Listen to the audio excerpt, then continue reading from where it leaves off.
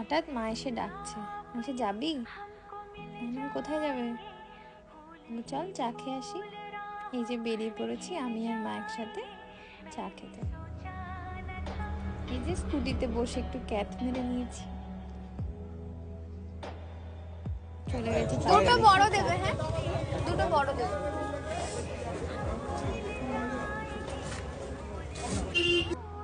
আমি এখানে চা নিতে পারিনি, এদিকে মার অর্ধেক চা খাওয়া শেষ। মাকে বলছি আস্তে খাও, চাটা আস্তে খাও।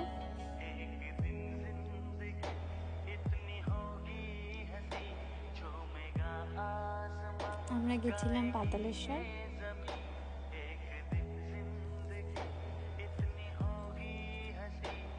চা খেয়ে এবার আমরা বাড়ির পথে চললাম। টাটা।